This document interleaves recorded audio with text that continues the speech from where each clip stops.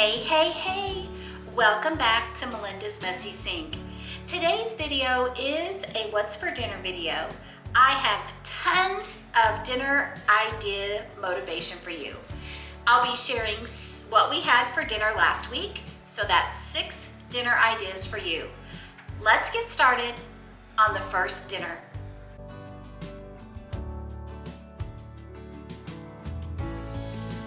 Hey guys, tonight for dinner we are trying Kat's recipe for barbecue smoked sausage, although I am adapting the recipe a little bit. I'm starting with this 14-ounce package of smoked sausage. In Kat's recipe, she had 2 pounds of smoked sausage. Kat also did hers on the grill, and I am doing mine in the oven because it's a little bit colder. I have been wanting to try this recipe since the summer, and I've just been lazy about making it happen. So I was like, you know what? Tonight I'm doing it. I took my smoked sausage and I cut them into large medallion pieces. I am going to make my sauce. I halved the recipe because it's just my husband and I tonight, so my measurements are a little bit off. I am going to post Kat's video in my description box below so you can see the original way that she made the dish. My oven is preheating at 350 degrees. I'm gonna start with Heinz 57, next A1, next honey. For spices, we're gonna add a little bit of garlic powder, a little bit of chili powder, and we're gonna add some onion powder, but I accidentally grabbed the ground cinnamon. We do not want cinnamon. Now we're back with some onion powder. We're gonna whisk our sauce together. I have a 8x8 glass dish that I have sprayed with Pam just for easy cleanup. I am going to add my smoked sausage to my pan. And then now I'm gonna add in my mixture. I can't remember if I told you or not, but my oven is preheated to 350 degrees. All right, I'm gonna put this in the oven uncovered, and I'm gonna check on it in a bit. For side dishes tonight with my smoked sausage, I'm going to make some cheddar broccoli pasta. I'm just gonna follow the directions on the back. And I'm also gonna make some gourmet onion rings in the air fryer. And here is dinner for this evening. Hey guys, tonight we are having beef enchiladas. I went ahead and chopped up some onions and browned my ground beef. And now I'm just doctored up my ground beef here. I just put a little bit of taco seasoning and a little bit of water just to give it some taco flavor. And next I'm gonna add just a little bit of our mild canned salsa that we make. There's just a little bit left in this jar. I'm gonna go ahead and throw that in there. I'm gonna meet you over at the counter and we'll finish assembling our enchiladas. And you all are gonna make so much fun of me. So, I bought these massive tortillas and I'm trying to use them up. So I decided what I was gonna do was I was gonna make my enchiladas out of these big tortillas and then cut them. So I'm gonna use up those. I've got a couple of different bags of cheese that have been opened. I'm gonna combine those and try to get those out of my fridge. And then I'm going to use some mild enchilada sauce. I'm gonna scoop in some of our meat mixture. Add in some cheese. I'm going to roll these. I'm gonna cut these in half. And I'm gonna place them in my casserole dish. And then I'm going to continue that same process until I've used up all of my meat mixture. The next thing that we have to do is pour our enchilada sauce on top. And then we just need to cover with cheese. All right, We are going to put this into a preheated oven at 350 degrees for about 30 minutes. Everything is done. We just need this to come up to temperature. And here's our dinner for this evening: beef enchiladas, homemade salsa, and tortilla chips.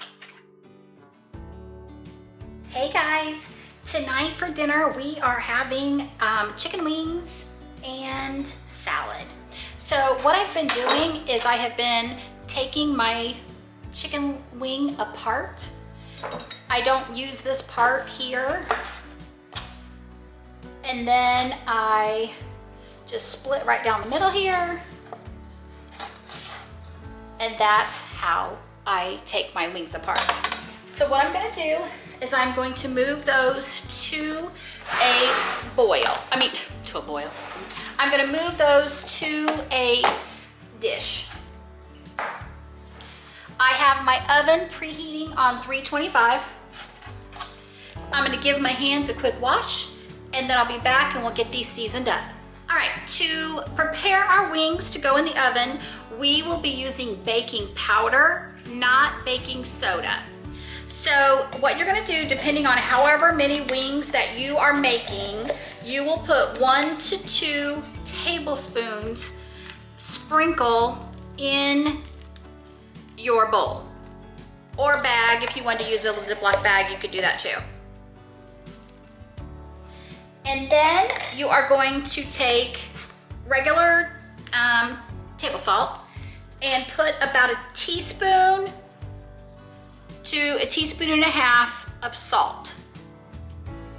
Again, you're gonna kind of pair that up to however many chicken wings that you're making. You're gonna put the lid on and you're gonna give it a good shake. I think I told you earlier that our oven was preheating on 325. I accidentally fibbed. It's preheating on 250. And I will have the Pinterest recipe listed below as well. You're gonna give these a really good shake to make sure that the baking powder is all over them. I have taken a cookie sheet and I put a baker's rack on. I sprayed the rack with non-stick cooking spray. And then the next thing that you're gonna do is you're gonna go through and lay your chicken on your rack.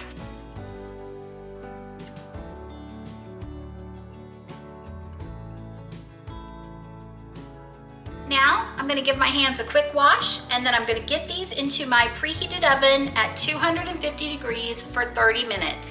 These will not be done.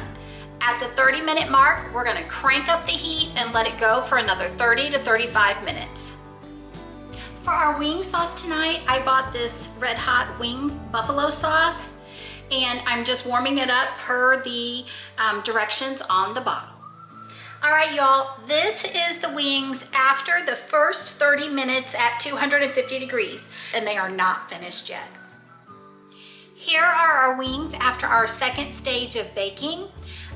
They are super crispy and they are done. If you wanted to mix your wings in sauce, now would be the time.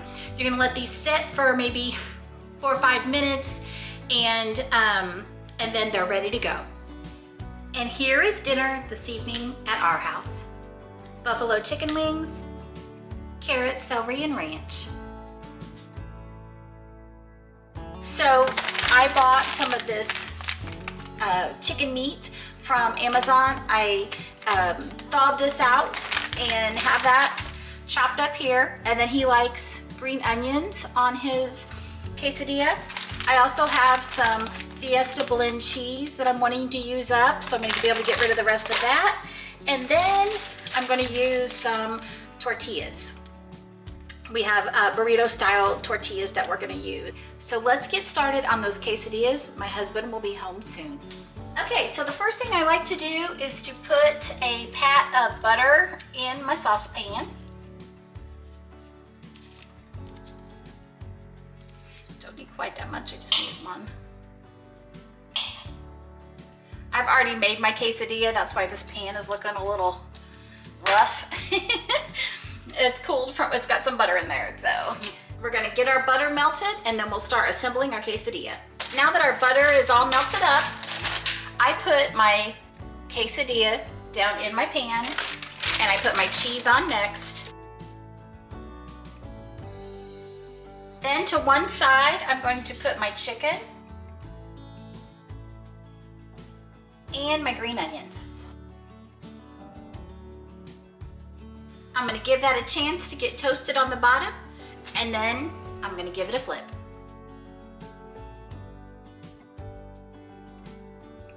Let this continue to brown on the bottom. All right, my husband is being easy peasy tonight.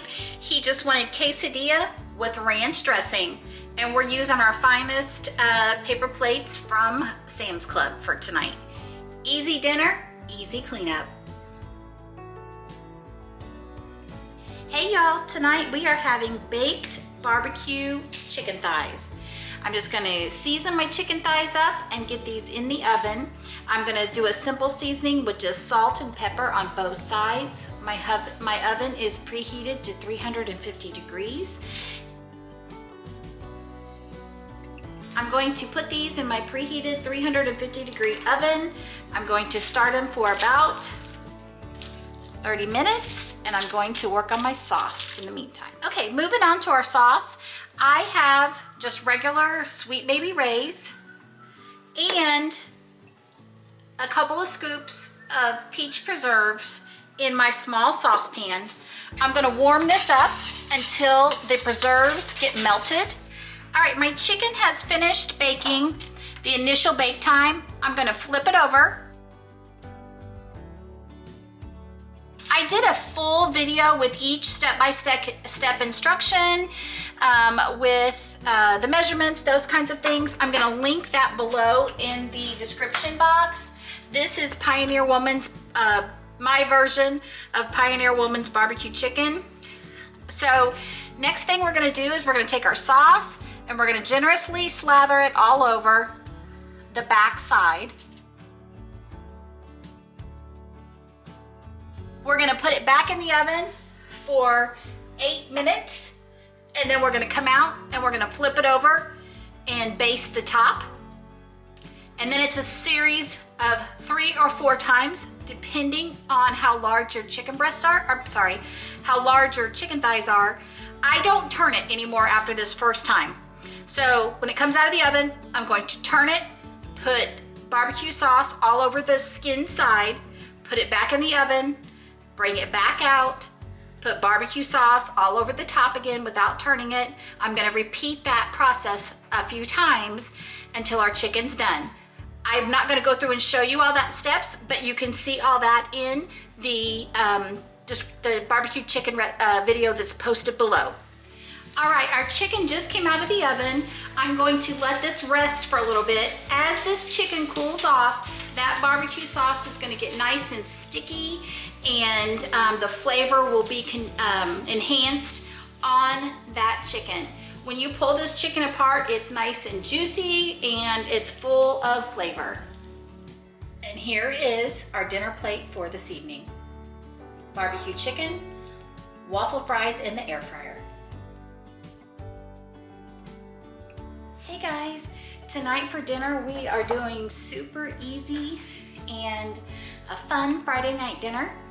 We are having frozen pizza. I bought this DiGiorno thin crust pizza at Walmart, and we are going to be having mozzarella sticks in the air fryer. So that's what's on our agenda for this evening. I have my oven preheating for our pizza, and I'm going to warm up my air fryer. And here is dinner for this evening: thin crust DiGiorno pizza and mozzarella sticks.